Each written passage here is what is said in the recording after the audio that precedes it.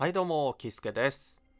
今回は公式 X の方でゾアンのモチーフ武器、コシュの性能が公開されたので見ていきましょう。こちらがゾアンのモチーフ武器ですね。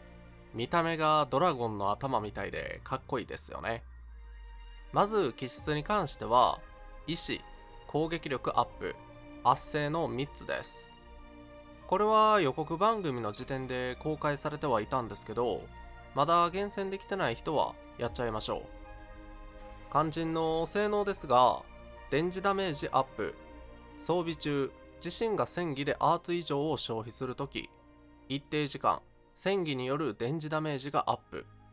効果の持続時間は個別にカウントされ、一定時間ごとに1回まで発動可能。自身が必殺技を発動すると、一定時間、戦技による電磁ダメージがアップ。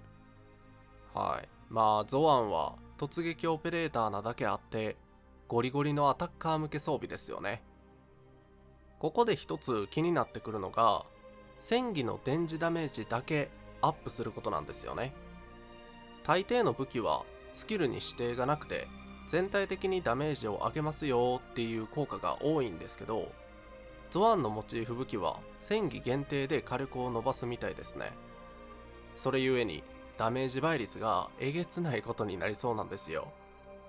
例えば比較対象を挙げてみると、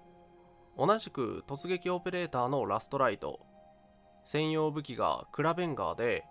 戦技で寒冷付着すると寒冷ダメージプラス 10%、 連携技で寒冷付着状態の敵にダメージを与えると寒冷ダメージプラス 20% ですよね。これは特定のスキルだけダメージアップするわけじゃないんで、10% とか 20% で収まってますけど、通常攻撃のダメージだけを上昇させるフレイムフォージはバフ量がプラス 75% です。全体的に火力を上げてくれる武器と限定的なバフを配る武器、同じ突撃オペレーターのモチーフ武器でもここまで違います。もちろん武器種とかね、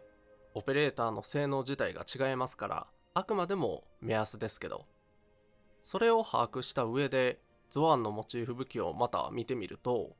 戦技だけの火力を上昇させるこのバフはかなりの倍率になりそうじゃないかなと予想してます。それこそレーバテインのフレイムフォージ並みの必須級になりそう。ゾアンの代用武器に関してはまだ性能は分かってないんですが、おそらく通行証に追加されるローコーが能力値も合ってて装備できそうです。で、ゾアンの能力値に関する予想なんですけど、新しく追加される上流セットが、ゾアンの最適装備なんじゃないかって言われていて、かつ意志と知性を上げてくれるんですよね。なので、それを元に他の武器を探してみると、星5武器の頭痛なし、もしくはメイン能力値ではありませんが、星6武器の異棒あたりが選択肢に上がってくるかなと思ってます。頭痛なしは意志と必殺技効率が上昇し、メイン能力値とアーツ強度を持ってくれます。ゾアンは必殺技を発動した後なら戦技で電磁付着を付与できるようになりますから、戦技を連打してアーツ爆発を起こすという戦い方もできるでしょうし、割とありだと思います。異棒に関しては、必殺技と連携技を発動するとアーツダメージが上昇するという効果。能力自体はゾアンにドンピシャなんで、能力値に目をつむるなら選択肢に上がるかなと思います。正直通行証の武器性能が出てないのではっきりと言えませんが、メインアタッカーのモチーフ武器は今まで実装してきたオペレーターを見る感じだとほぼ必須級ですよね。ゾアンを引くならモチーフ武器は引いた方がいいんじゃないかなと思います。いかがだったでしょうか。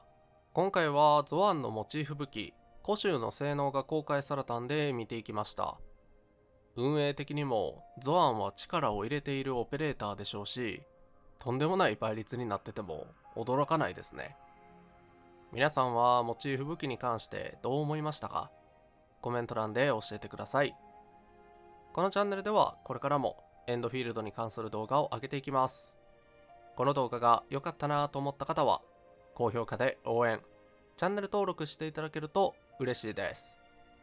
最後までご視聴ありがとうございました。さよなら。